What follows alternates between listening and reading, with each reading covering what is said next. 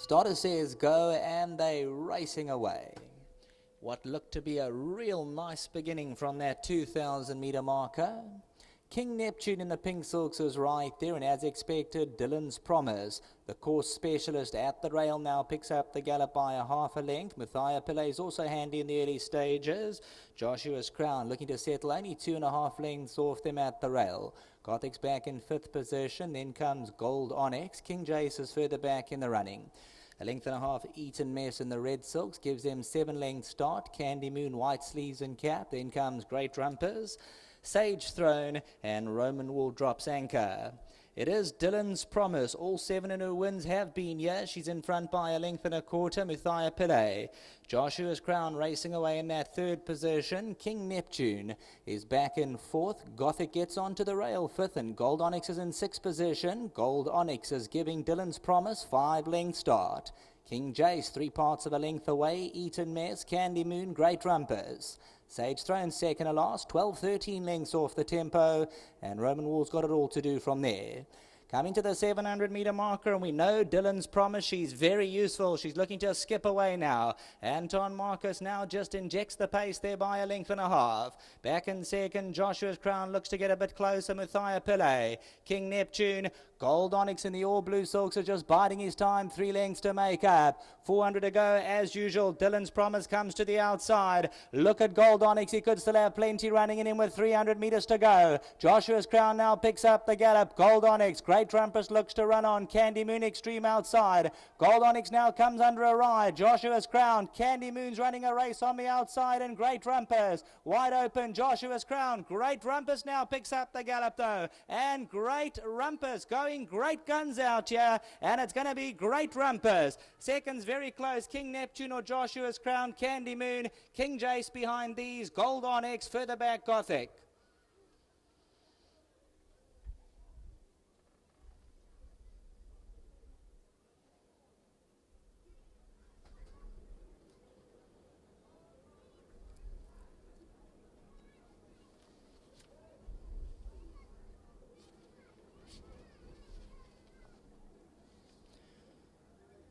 Number 13, Great Rumpers for the Frank Robinson stable, and the son of Black Minalush. He really comes good out here. Muzi Yeni, they claiming the victory over the last 150. Put in a spirited run coming to the 200 metre marker, and then goes on for his 3rd career victory. Number 13, Great Rumpers wins it well. That 2nd position, Bob of the Heads, King Neptune 2nd. Then came Joshua's Crown, who fought on all the way to the line. Candy Moon further back in the running. King Jace. Gold Onyx looked to have running in him. Something amiss there the last 200. Behind the Sage Throne, Dylan's Promise further back in the running, and Eton Mess. 300 metres to go, and now Joshua's Crown comes into the lead. Gold Onyx looked to move up, but comes under all sorts of pressure, and now Great Rumpus just glides on by the last 100 metres. And here's Great Rumpus now torpedoing away from the field. King Neptune in the pink silks are staying on well. Joshua's Crown fighting away between runners, and Candy Moon up the outside, but it's all about number 13, Great Rumpus, the son of Black Minalush, bred by Vossfontein Stud for Messrs. Smith, Chetty, Thompson, Volsum, and Great Rumpers registers that 3rd victory, and his time to shine today. Great Rumpers back to the studio.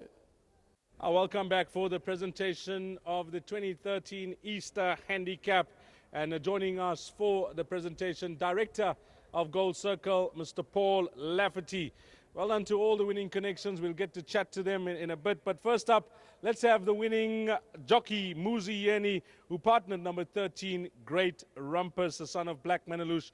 Muzi, take us through it. You had the worst of the draws to overcome. Yes, like you saw at the weights, he had Dylan's Promise quite well in at the weights, but it was Frank's job to get him here as fit as well, and he gave me all the confidence I need, and he told me exactly how would he like me to ride it, and the pace was on which I was hoping for in the back stretch, and once I swung for home, I found Gold Onyx to pull me through, and I followed him as long as I could, and once I switched, automatically kicked into gear. Won a good race.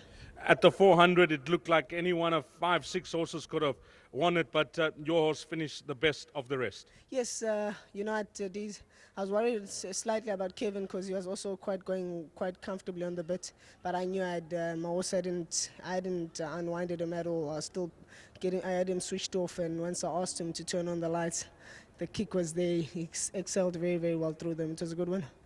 Quality field, so he's beaten some decent opposition. Yes, and very well weighted too. Just well done to Frank. He picked the right race. He had the right horse in form, and just well done to the patrons. They seem to have a nice horse. Young man, young career. First time you won this race?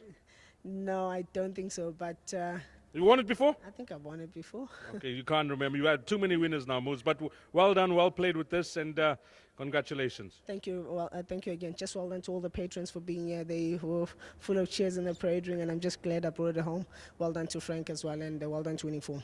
Well done to young Muzi Yeni getting his memento from director Paul Lafferty. Next up, let's have the winning trainer, and no shortage of confidence from Frank to his owners. He tipped them Eddie Sweat earlier on. He told them to take the double. On the mark with your assessment. Yeah, look, he's a horse we've always thought a lot of. He's been a bit disappointing, but he ran a good race last week and he needed the run.